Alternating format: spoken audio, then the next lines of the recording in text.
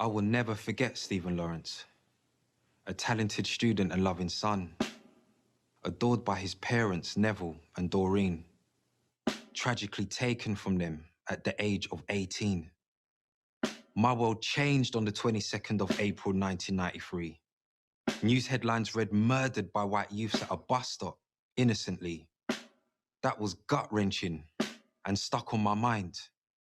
Chosen randomly, wrong place, wrong time. His black face could easily have been mine. It was my George Floyd moment back then, you see, and it still makes no sense to me. For an unforgiving family trial, where even Nelson Mandela came to raise the profile and walk the long walk with the Lawrence family, shaming the Met and the Race Relation Act's inadequacies. The fact that the act is needed at all is a failure of a Britain that gave that famous call to a Windrush generation to come lend a hand. To help rebuild this motherland. You tell me, how should I react when most choose to ignore the Race Relations Act that states socially, economically, educationally and more? To discriminate on the grounds of race is simply against the law. We know the law.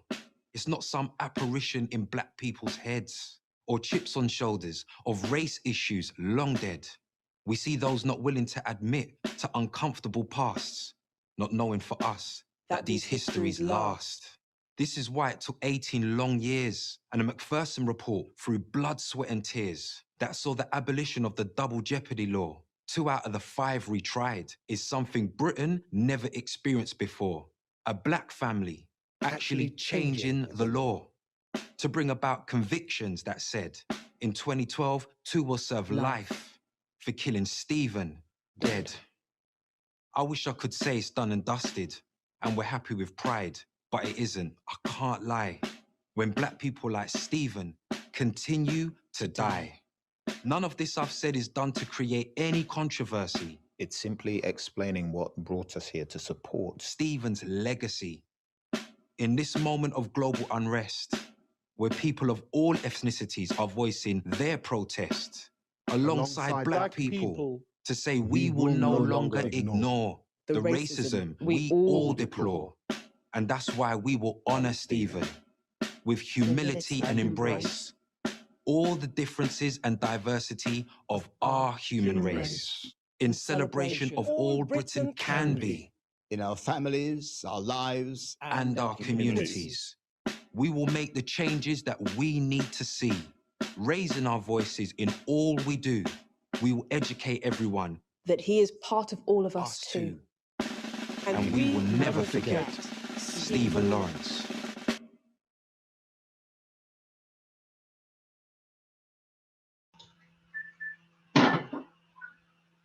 Thank you very much for joining us this afternoon for Stephen Lawrence Day event. My name is Govinda Sanda and I run 2 organisations in Kent, the Kent Equality Cohesion Council and an arts organisation called Cohesion Plus. Special thanks to my colleague Michelle Bramble, the chair of the North Kent Caribbean Network, for her help and support working with me over the last couple of months to pull this event together. We come together a very interesting week, a very challenging and a very difficult week. So we had obviously the trial of Derek Chauvin climaxing this week. We've got St George's Day tomorrow and obviously Stephen Lawrence Day today. When I think of Stephen Lawrence, I think of the fact that he was just 1 year younger than me. And, you know, over the years, I've read so many articles, seen so many interviews, seen pieces on the television. And I generally wonder what people like Stephen and others like him could have achieved. But unfortunately, Stephen and many others were in the wrong place at the wrong time. And they had done nothing wrong apart from having the wrong color of skin, according to the perpetrators who murdered them. Over the past year, following the murder of George Floyd in America, there were protests worldwide, including here in Kent. You know, the conversations I've had over the last year in Kent, surely all lives matter, not just black lives. You know, conversations I've had with senior leaders from around the county of Kent. It underlined to me despite, doing this work for nearly 22 years now, and despite the fact that we made great strides here in Great Britain, we made great strides here in Kent, there's still more work that still needs to be done when it comes to fighting for racial equality. I will argue with anyone out there when it comes to Kent, and I'm really proud of the positive community relations we have, but the work still isn't done. You look here in Kent, nearly 70% of all hate crime in Kent are motivated by either race or faith. If you're black here in Kent, you're still more likely to be stopped and searched. If you're black or Asian young person, you're more disproportionality, more likely to be involved in the criminal justice system here in Kent. I stressed last summer, and I stress again now, no one is asking for special treatment. No one is saying one life is more important than another. But all we're saying is that Black lives matter too. And I mean, it's also important to remember, we're here now in 2021, that, Stephen's death would have been just another sad statistic if it wasn't for the campaign, led by his parents, Doreen and Neville Lawrence.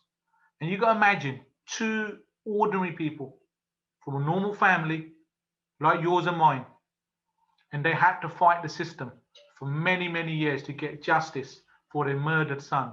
You can imagine you're grieving for your son, and then you're fighting the kind of, the institutions who should be there to support you. So, great credit does need to go to them. And it's because of the work of Neville and Doreen and of the Lawrence family that we're here today for Stephen Lawrence Day.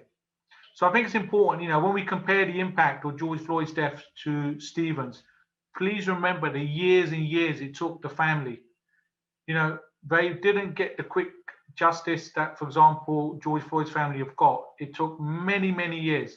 There's no social media then, and they were working in quite a challenging kind of political environment. And, they never gave up. And that's what's inspiring, not just to myself, I'm sure to yourselves, but, thousands and thousands of, fellow residents being Kent or being the United Kingdom.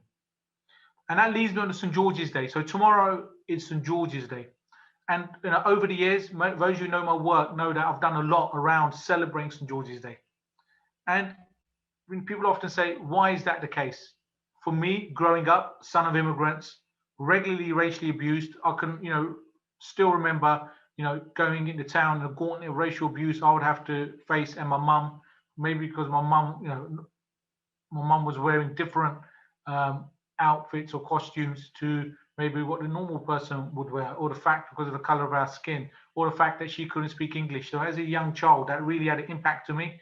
And I remember growing up, remembering, as a great football fan, when England would play and the black players would get booed for representing our country. Or I remember, the term often again, there's no black in the Union Jack.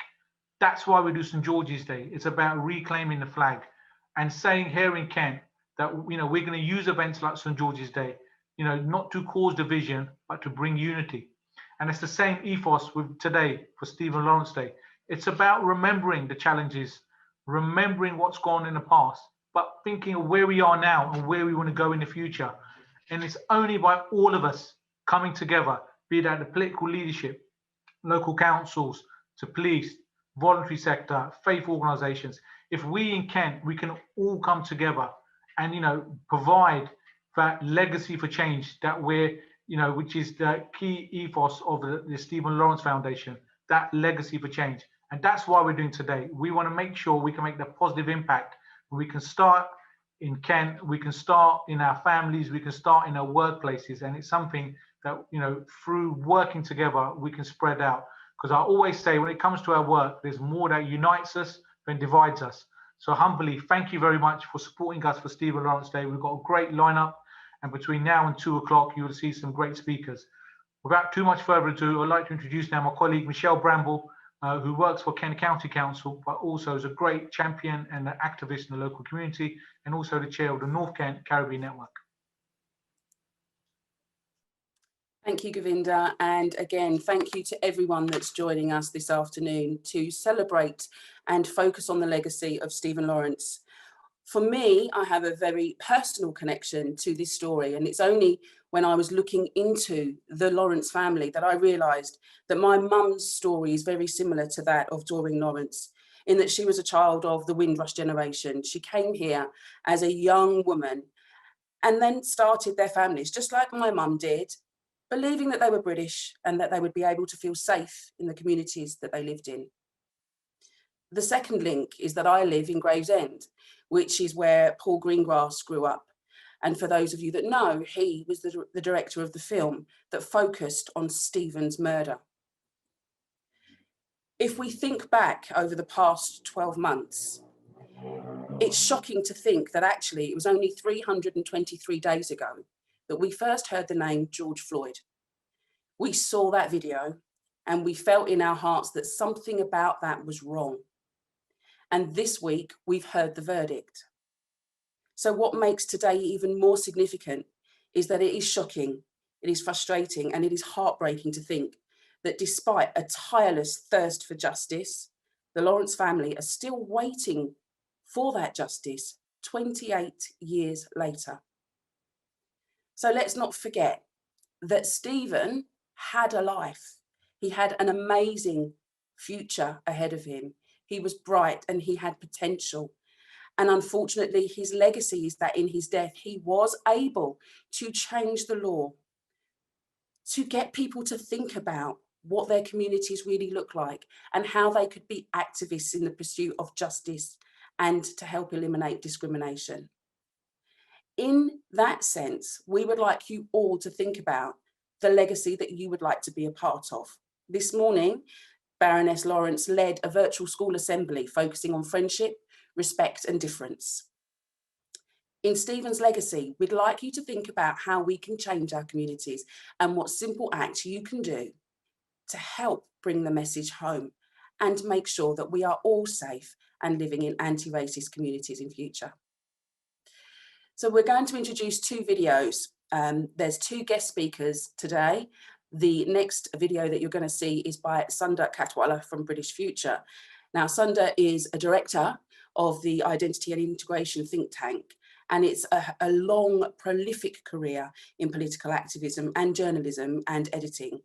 Sunda is internationally known as a figure for his work on identity, migration and economics.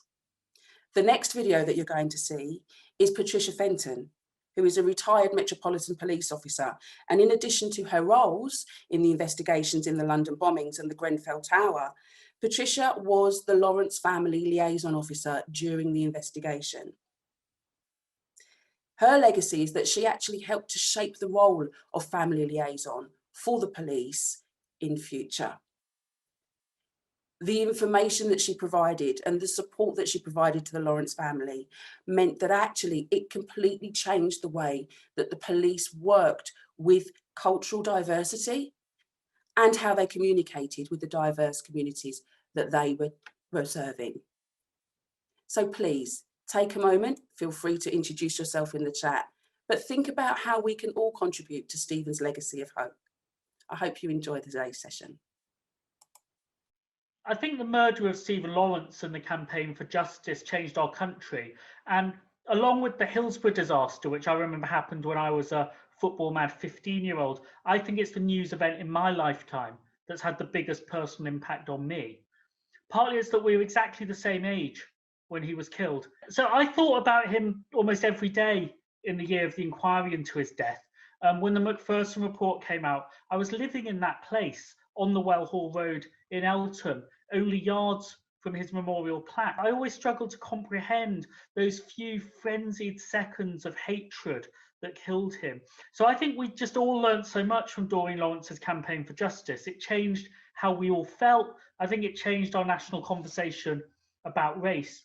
I think we look now in 2021, we can say this was Britain's George Floyd moment, a generation earlier, but it was different because it didn't take a few minutes or hours for that to come across the internet. It took 4 years of our nation. It wasn't the first murder, it wouldn't be the last murder, but it was this case that opened new eyes to race and racism. So I think that had an enormous amount to do with the courage, the commitment, the persistence of Doreen Lawrence. What was different was the sheer breadth of the coalition that she mobilised. You had the groups that had long campaigned against racism and hatred in that area and beyond. You had the lawyers and their persistence in challenging the police and the courts. You had politicians picking up the cue.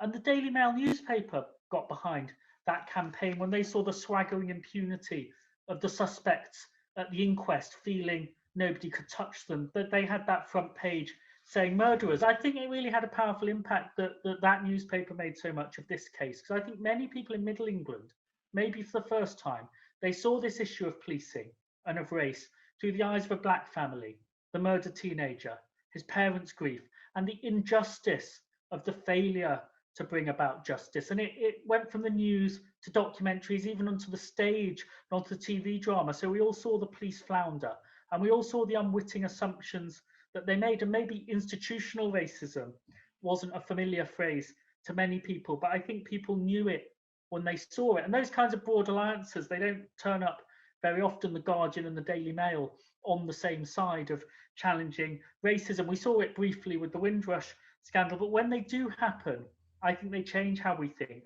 and I think they change how we see each other. When I look back over these 20 years, I feel we've made progress, but we can go backwards as well as forwards. So I'm confident I live in a less racist society than the one I grew up in, because I talk to young people and you see very different attitudes. But there's a paradox, as I receive more racism now in 2021 than I did in the year 2000. And that's about technology. It's about, I've got a phone, I'm on Twitter. You can't talk about race in this country with any profile without receiving racism. So the progress we were making in the 80s and the 90s in the football stadiums, in the playgrounds, we've got to do it again on the social media platforms, and people have to step up and take responsibility for what's not acceptable. So I think we've gone backwards and not forwards.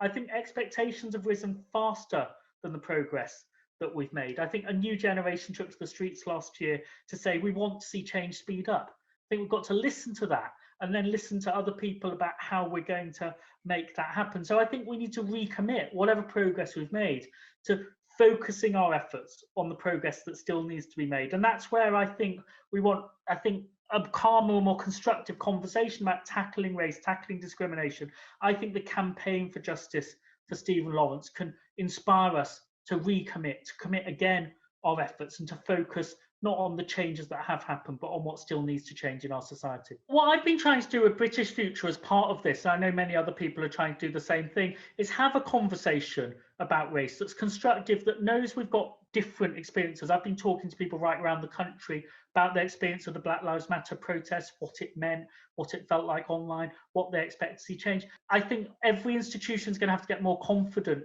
talking about race in an increasingly diverse society that we all need to match. And British Future looks forward to working with everybody, trying to do that work, and trying to work out how we can have conversations that are difficult, that are challenging, but that are constructive and that can bring about common ground and faster change. My name is Patricia Fenton. I was an police officer with the Metropolitan Police for just under 26 years, and I retired in 2019, October. I wore many hats when I was with the Met Police. My absolute favourite in my heart was the family liaison, which I've been doing since 2000, and that was kind of like how I led on to doing my work with the Stephen Lawrence side of it, which I'll talk about a bit later. And we are the link between the family and the police. So when the investigation is taking part, we are the only person, the contact between the family and the police. So what happened, the two family supporters to support the family who were acting in the role of family liaison, even though they wasn't trained, was a sergeant, a white sergeant and a white female detective. They were assigned to the family, started off okay. Both those officers had no understanding about diversity or the makeup in terms of the cultural side. They were supportive to start off with, but along the way, they weren't as supportive as they should have been. And to be fair, we never had family trained officers in them days. So leading on, when I was on this attachment in 1998, I was researching. There was three parts to it. What was the family liaison like when Stephen died? How is it now? And what we're going to do for the future? Because I've been to a couple of community meetings and I'd actually met up with Doreen Lawrence.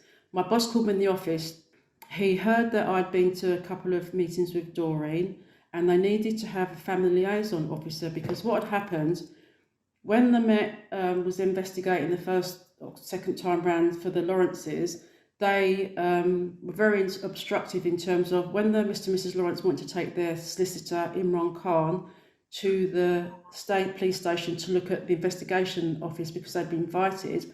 The investigation SIO, Senior Investigating Officer, said that the Lawrences are not allowed to bring their solicitor, and that is where the breakdown started. So from that point, there was no communication between the Met and Mr. and Mrs. Lawrence.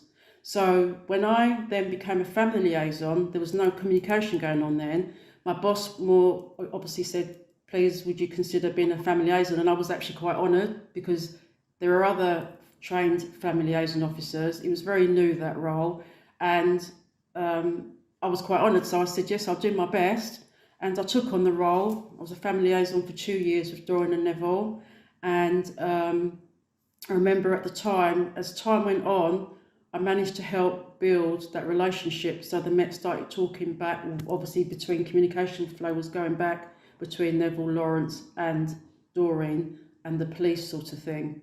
And subsequently, a few years, I don't know how long later, I got a letter from one of my supervisors to thank me very much for all my contribution in my work in the Racial and Violent Crime Task Force and my role as a family liaison and bringing the Lawrences back to communicating with the police, the MPS, soaking up and learning about all the experience, the horrible experience the family went through.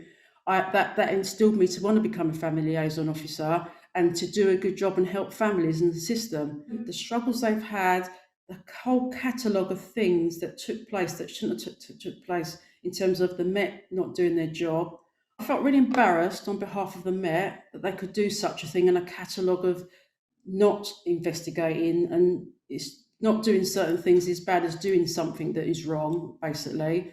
And part of me, I kind of thought, you know, I was quite young in service then. What am I coming into? I'm part of a service. I'm supposed to be an ambassador for a service that appears to be racist, and I'm not investigating this family, you know? I mean, I'd like to see for the future our young generation to be treated fairly and equally, and in particularly in education and employment. They should have that chance, you know, and that they don't get stopped and searched or stopped and spoken to in a disrespectful way or get beaten up, traumatised by the police brutality as we call it, unfortunately. You know, there's some excellent work going on with the police, but equally there's a big problem with how police talk to members of the public, black members of the public. With the Stephen Lawrence inquiry, then led on to the public inquiry, then a lot of recommendations have come out of that, and that's all part of his legacy, unfortunately. It's a negative turning to sort of positive to a way, but there was a lot of work that needs to be done still, and I just hope for our future generation that there will be massive change and understanding. Now the next set of speakers. First of all, we've got Errol Francis. Errol is the artistic director and CEO of an arts organisation called Cultural Ann. It's an independent arts and educational charity based in London, and Cultural Ann works to diversify the workforce and audience, working in partnership with arts and heritage institutions. And Errol will be followed by colleagues from Kent Police, the Deputy Chief Constable, Tim Smith, and Temporary Chief Superintendent, Greta Hines, and Kent Police, an organisation that myself and Michelle work very closely with, and we're grateful for their support for the event today.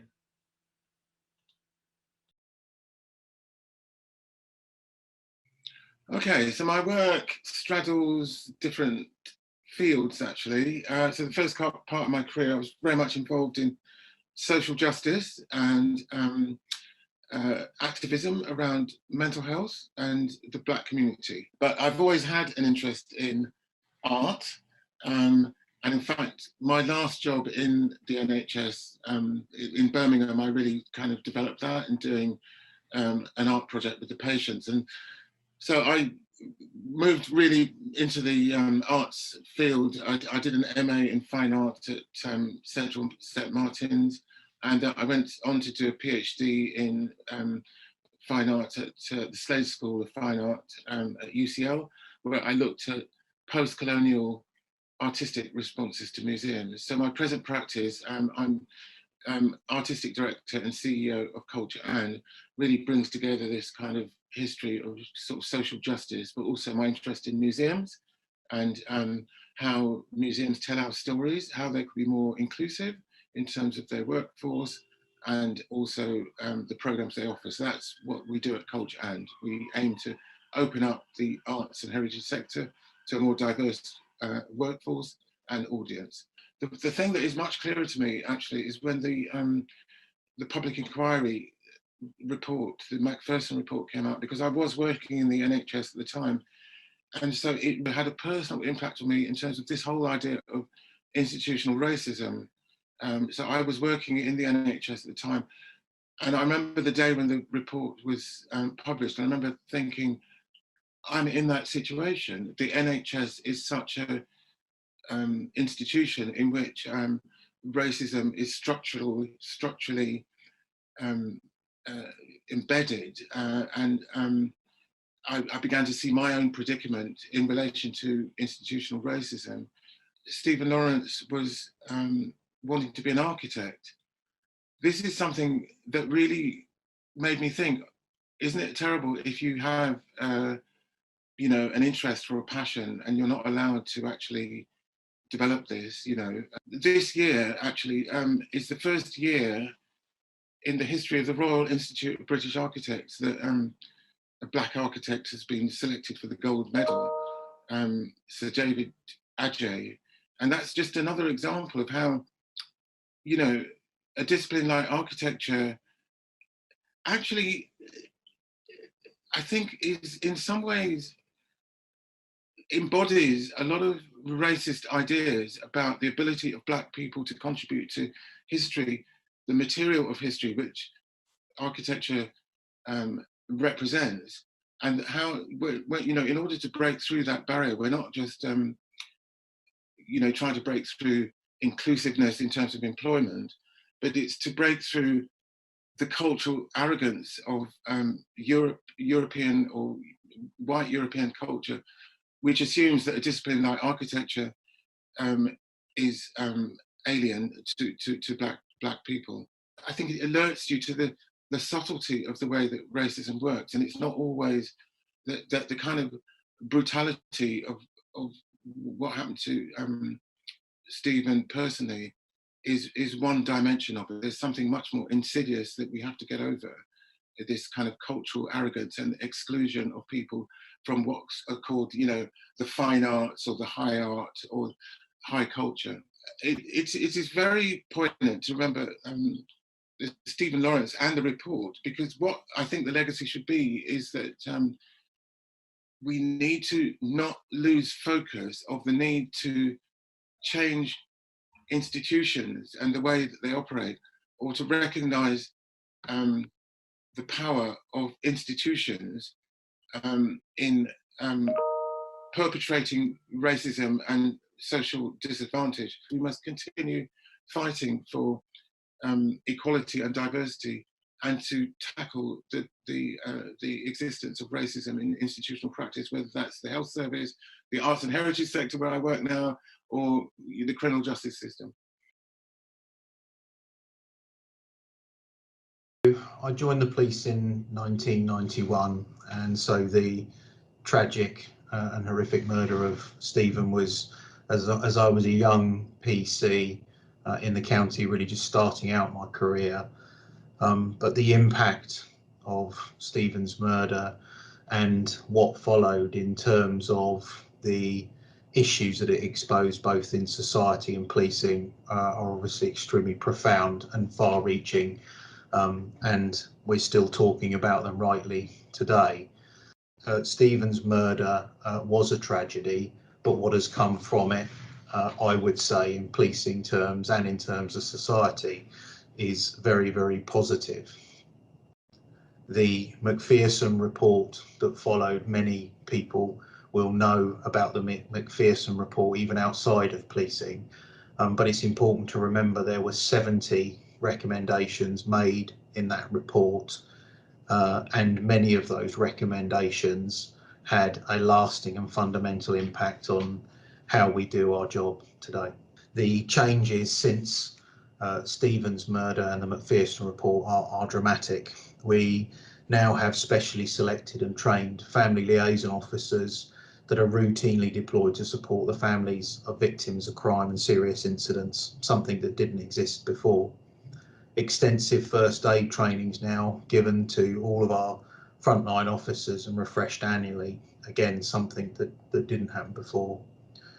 Training and education started back then with the provision of the Community and Race Relations Workbook, and this then evolved into race and diversity awareness, an e-learning resource that we've got now and is embedded in our training.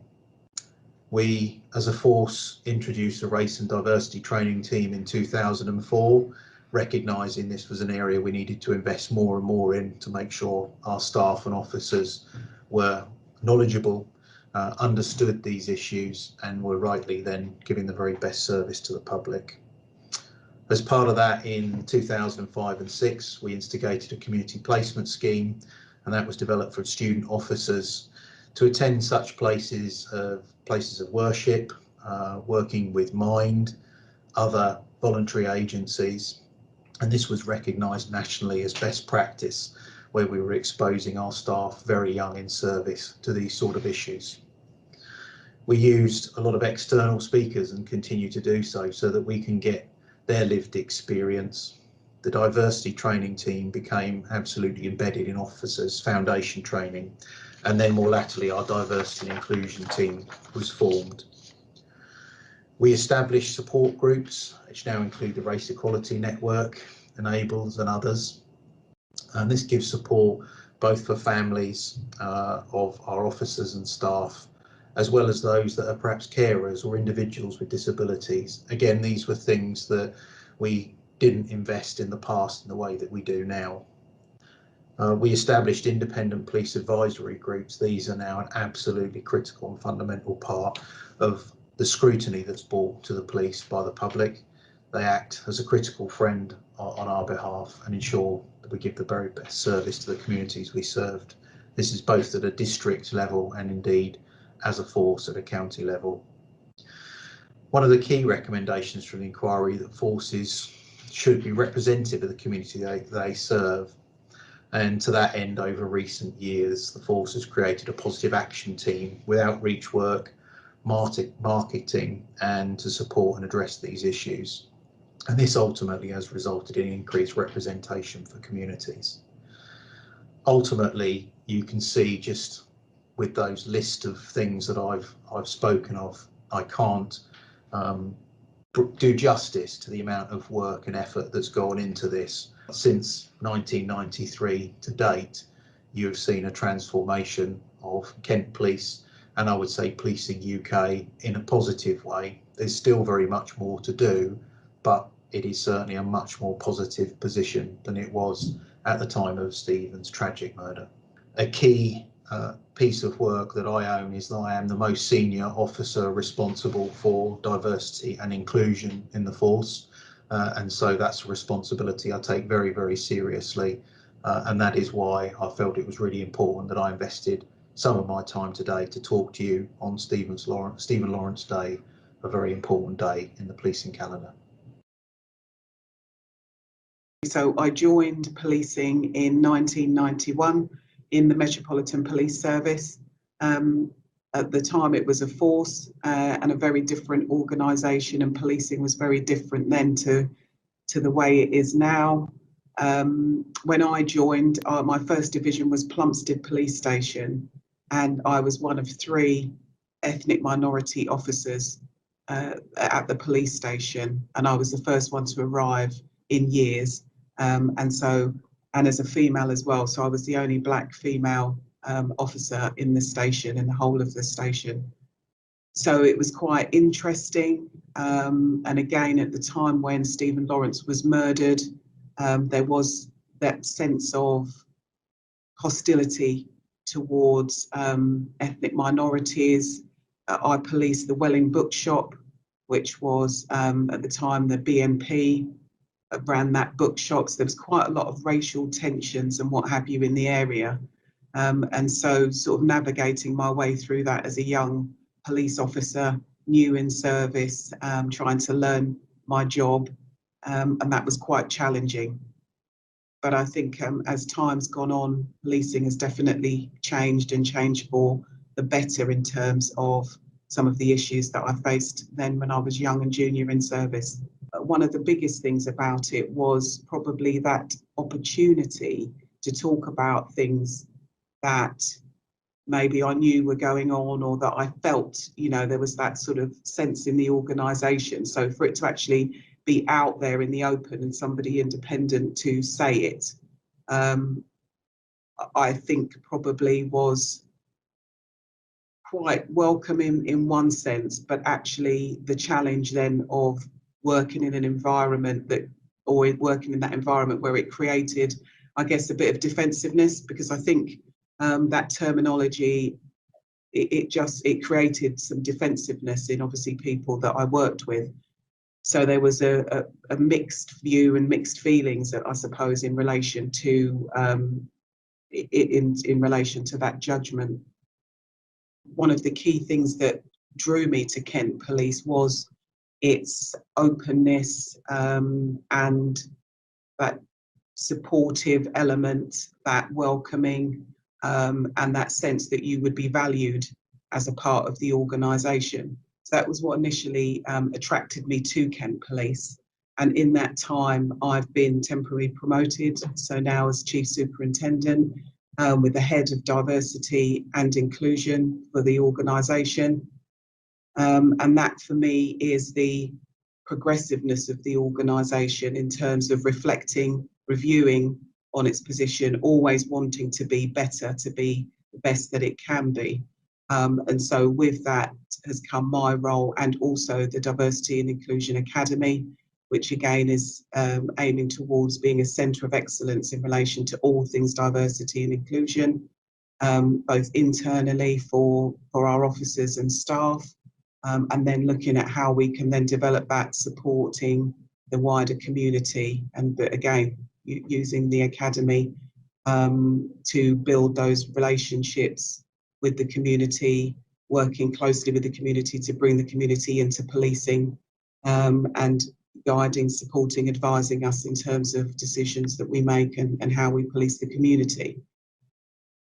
In terms of my role as well, one of my other roles is the chair of the Race Equality Network, which again is supporting staff both internally in terms of matters around equality and diversity, and also supporting us to build bridges with the community, or I say build bridges, but in order those relationships, so to build those relationships with the community, to encourage people to join policing and to support policing however they can, really.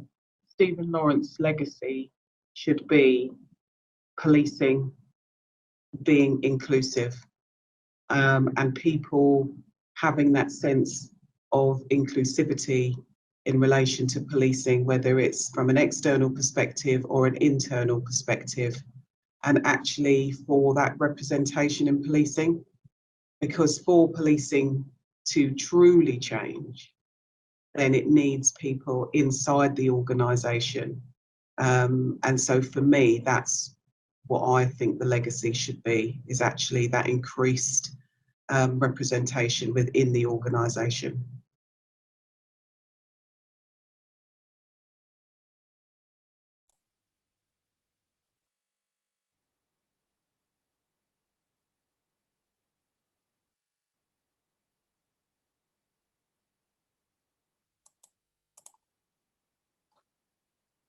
So the next video you're going to see is a discussion with a group of young people from the Grand in Gravesham.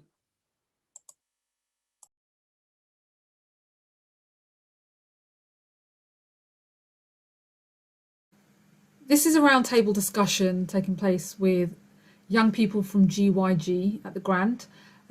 Today we discussed the impact and legacy of Stephen Lawrence's life.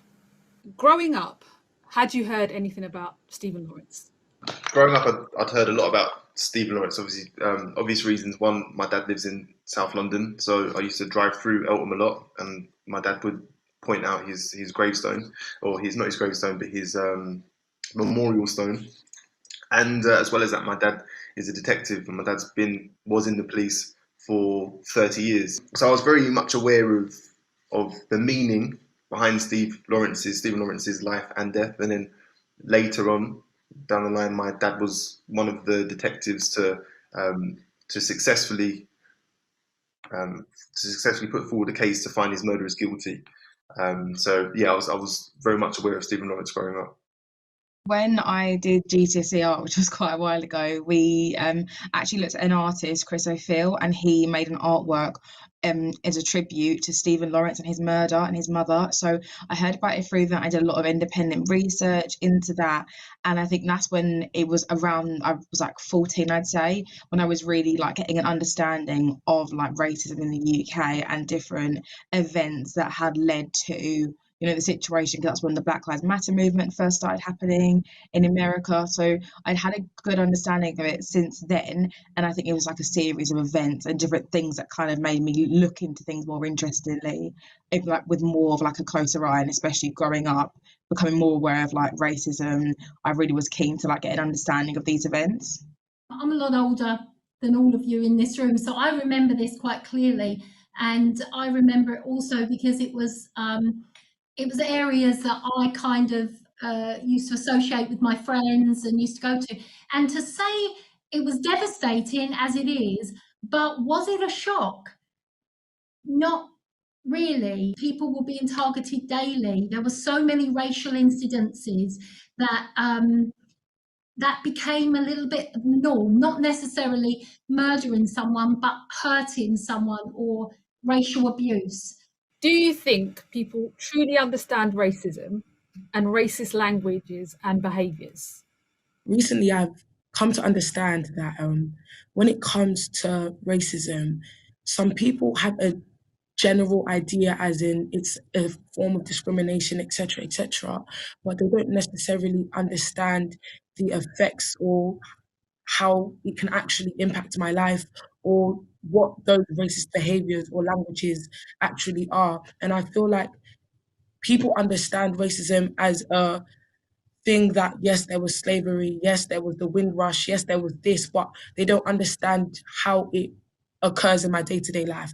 And I feel like that's something that we need to work on as a society, in schools, in works, etc. What really needs to happen to ensure that racism is eliminated for good in our society? I think education is key.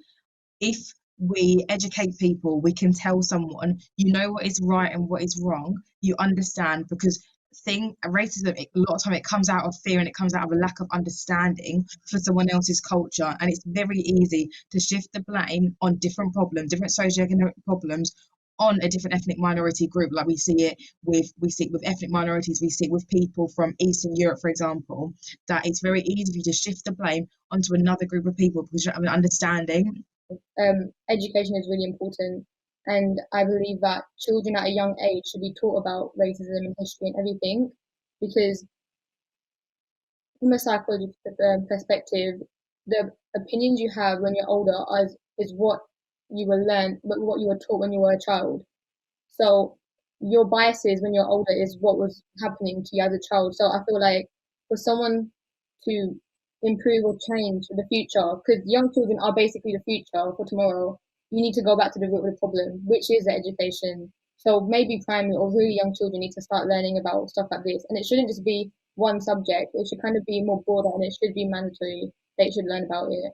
When I was younger, I was probably in secondary school. So my mum was racially abused in the workplace, and my mum went to court about it. She called the police and she went through the legal process. And afterwards, her and my dad sat down with me and my brother and said, this is what happened. You should never shy away from this situation, because unfortunately the cards can be placed against you in terms of the legal system, but you have the right to stand up for it. And there can be repercussions to their actions, but people need to understand that there are legal repercussions and there are ways to go about it, and to not be fearful of that process, because I assure you, if someone is going to get a fine or they're going to get a record on the police statement saying that they have done something wrong, that will be much more detrimental than you shouting back at them in the street or you being confrontational, because that will affect them later down the line and they will not forget that experience. So I think people need to not shy away from using.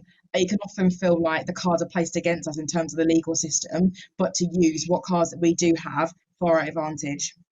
What are your thoughts on the findings of recent report Commission on Race and Ethnic Disparity published by the government?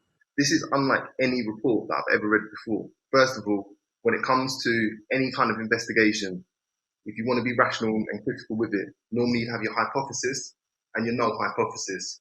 So i.e. I'd go in and I'd accept that it's very possible that despite my own anecdotal experience, systemic racism does not exist. I will go into that accepting that that's a possible outcome. But then the other possible outcome is that it does exist, right? So going into this report, when on the first page, they're trying to create a new narrative, very patronizing narrative about the transatlantic slave trade, almost saying that it was a chance for Africans to essentially reinvent themselves in Britain. First of all, who do you think you are? It's not up to you to decide that in the first place. Second of all, very, very subjective. We don't need that on the first page of a government report. I was disappointed when I did read that, because I feel like if it wasn't for the fact that racism had become a trendy issue, I don't think the government would have posted something like that. But then again, beggars can't be choosers, because we're basically trying to beg for like change, and they've given us something. So I guess it's something that, even if we don't want to accept that what they've given us, it is something. So, but I am disappointed overall in the article. I think this is a huge failure on the government. I think they had an opportunity to really look at what is wrong in this country and how, unfortunately, the cards are weighed up against us. They've completely dismissed all the experiences of ethnic minorities in the country by saying that this is not an issue, and then it's almost like now the facts of education, they can sweep it under the rug and say, oh, but we have this to show off and we have this, and it comes down to other socio-economic factors. Yes, class is a massive issue, but ethnic minorities find themselves in a lower class due to the historical background. You cannot say institutional racism does not exist in the UK and then tell us to look at class and history, when class and history is what led us to institutional racism and how we see it today. The final question really is linked back to Stephen Lawrence's legacy, and what do you think that the legacy should be? Stephen Lawrence is a unique case. Well, not unique, but slightly different, because for most people, they create their legacy in their life. And unfortunately, the tragic case of Steve Lawrence, he didn't have the luxury to do that. His legacy was created in his death. Now, his legacy should have been a young black professional becoming an architect and making his way up in the world. That should have been his legacy.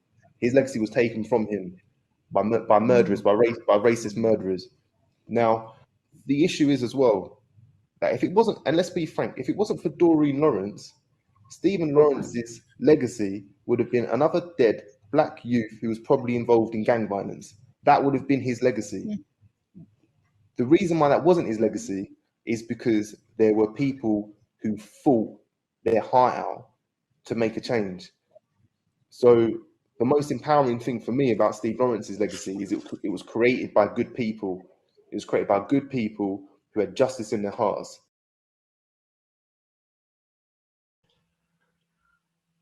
Thank you very much for everyone who was involved in that. Our last speaker is someone who's a great supporter of our work, is Matt Dunkley, Corporate Director at Kent County Council, and he gave a very powerful account of his memories of Stephen's death and the impact it had on him personally.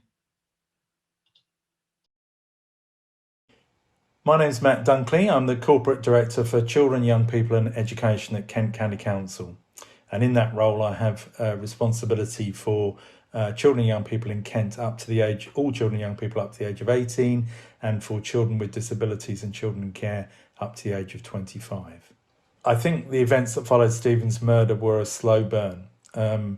I don't think initially when Stephen died, the local coverage or the way it was treated locally made it a standout case and made it exceptional.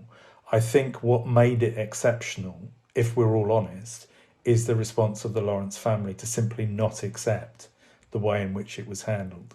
One of the big lessons from the Macpherson report and the delving into the micro detail of that particular incident is to understand that racism isn't always deliberate or intended or evil in intent. It can sometimes come from unconsciously from people with good intent, but a lack of understanding about the lived experience of black people and a lack of understanding of the impact of their own experience as a white person to their understanding of that.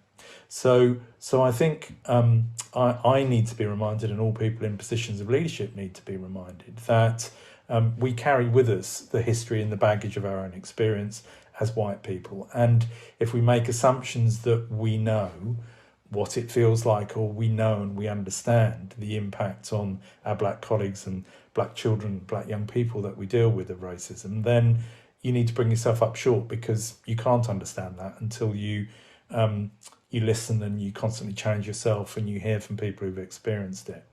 And you can never be sure that your own unconscious bias isn't present in your understanding of that. So it's not about beating yourself up, and it's not about blame. It is about acknowledgement. If you want to understand why this is important and why issues around institutional racism, whether it's intended or not, and the remnants of institutional racism, why they matter, you need to return to the data. And I often say this to colleagues who say, but I'm not racist, I'm not, I treat everyone the same, etc. If you look at the data about the hard data, statistical data about the experience of black people in this country, they are overrepresented in any form of disadvantage, whether it's poverty, whether it's representation at senior levels in organisations, whether it's incarceration, whether it's exclusion from school, you name it, they're overrepresented. And there can only be one of two explanations for that.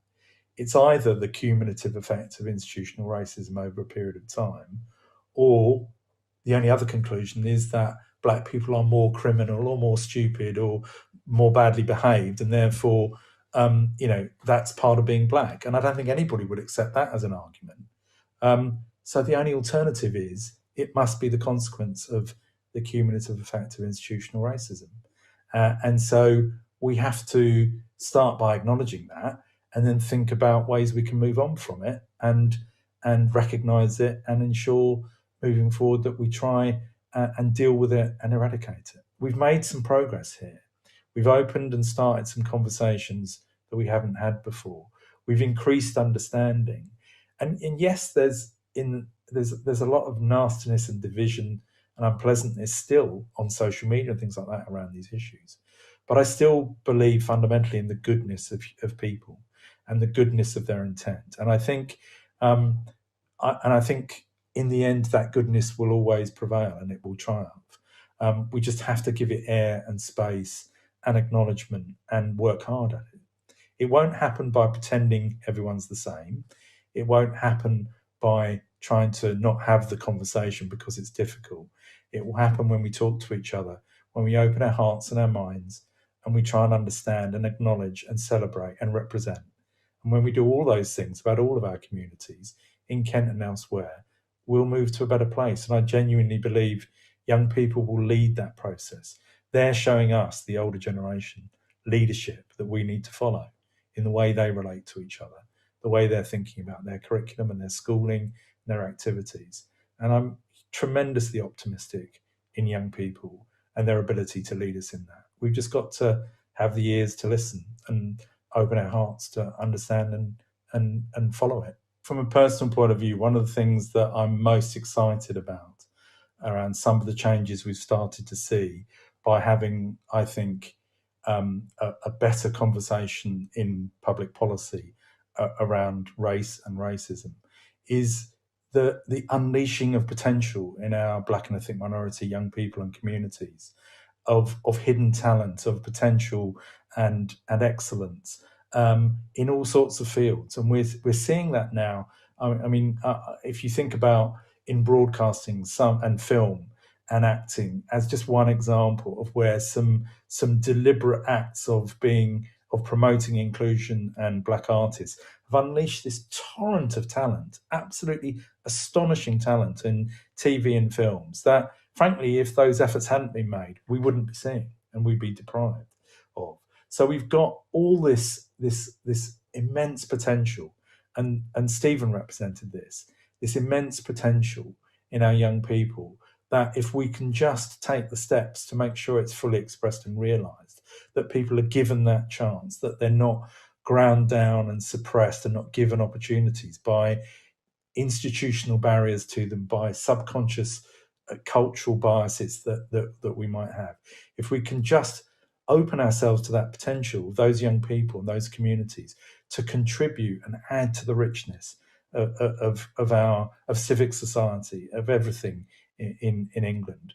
If we can just open to that, we will have such a fantastic and vibrant future. And that fills me with optimism. And I believe in that. And I think we're seeing it. We just need to encourage it.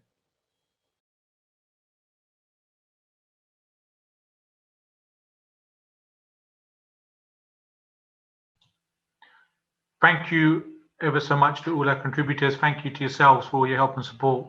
Just before we finish, I want to introduce Michelle, and there's a call of action, and we're hoping that you just bear with us for the next 60 seconds or so. But generally, thank you very much, and we will be sharing out this event online very shortly. Thank you, Govinda, and thank you for spending the time with us. We have gone slightly over, so thank you for your patience. We hope that you've been inspired to think about what you can do in Stephen's name to ensure that this is a moment for Stephen's legacy, and it's a moment for change. So again, thank you for joining us. Take care and stay safe, everyone.